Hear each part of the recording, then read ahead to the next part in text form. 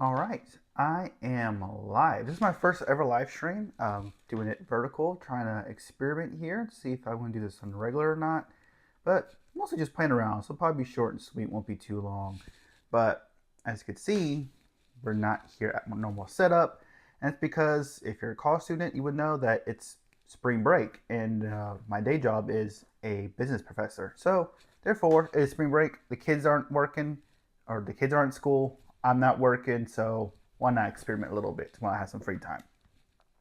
So we go over a few quick questions that I thought about earlier today. I thought about doing that little Google thing, which says Google something about cruise lines and see what pops up.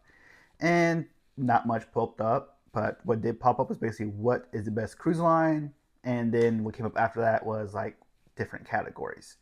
So I'm going to answer a few of these questions. One of them is what's the best cruise line, and it kind of feeds into the later questions because there's not one best cruise line in my opinion. Especially there is something that each cruise line does best.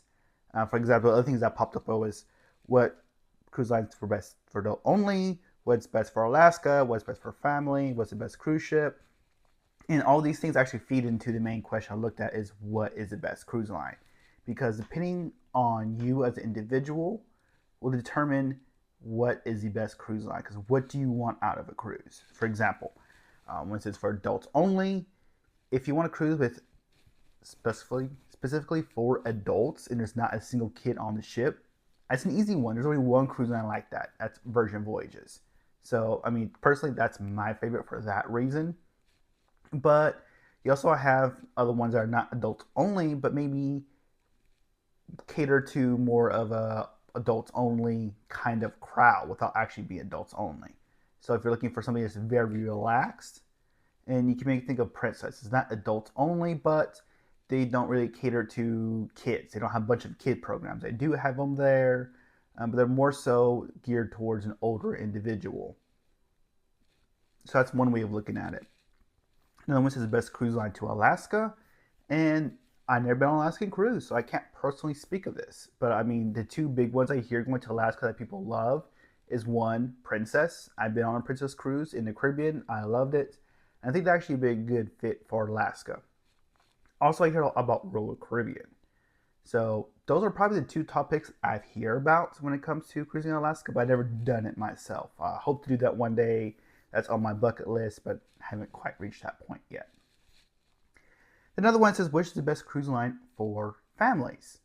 And this one, again, which cruise line is the best is depends on what you're looking for in a cruise. So if you want to take your family with you, especially if small kids, Carnival all day long. If you have, I guess, even older kids, Carnival's still there because it's more of a party ship. It's a lot of fun, a lot of action for adults and for the kids. And if you truly want to relax on a cruise, there is an adults only area on the ship that is pretty quiet and has some hot tubs in there too. So I mean, this is a good option if you're looking for the whole family, whether it be kids, adults.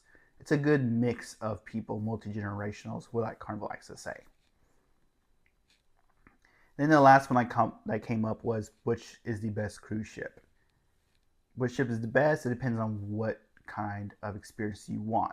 If you want something that is like a theme park, well, you want to go to the newest ships out there, like Carnival, Mardi Gras, Carnival Celebration, Royal Caribbean's Utopia of the Seas, Icon of the Seas, these bigger ships with a lot of things and events going on there, which is pretty much like a floating theme park at that point. Because, I mean, Carnival on the bigger ships, you have the roller coaster on there.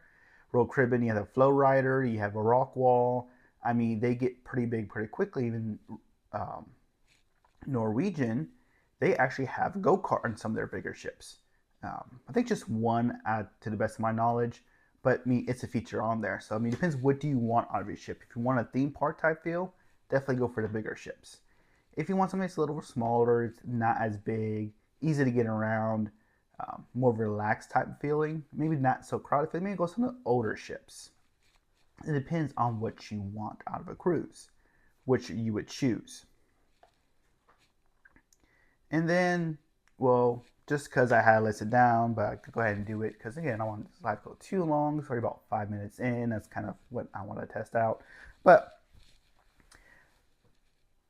one of the things on here I have listed is the status on cruise lines. So some people like to pick a status or pick a cruise line just for the status and go with it.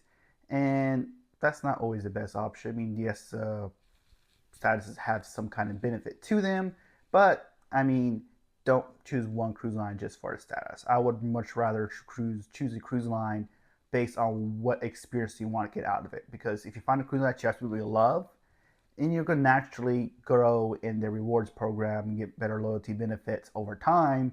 So you're not cruising a single line just to get the benefits. So you cruise on a line that you love, and now you're happy to get benefits without on top of that. For example, on Carnival, I love Carnival. I'm gold on Carnival already. Princess, well, I'm in elite status on that one just because I'm a travel agent.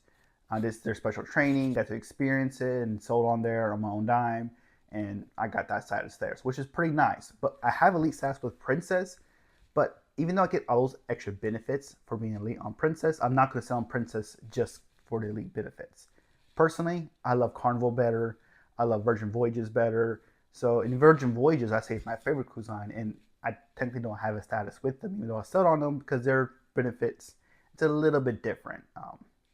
I don't have a video yet explaining how they work, but they do a status match, which is going to be nice. But even when I didn't have that, I still much rather sell Virgin Voyages. I still much rather sell with Carnival, even though I have best status with Princess.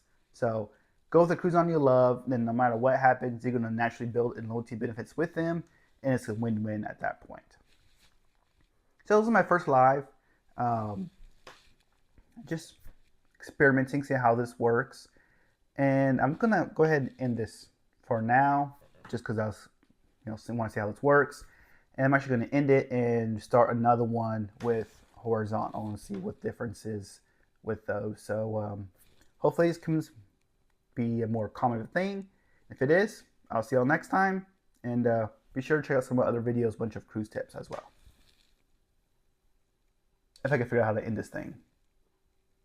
I don't even know how to end it. So we're gonna have some fun trying to figure out how to stop this thing. Because I have no clue. Oh, maybe this button. Aha. Nope, maybe so.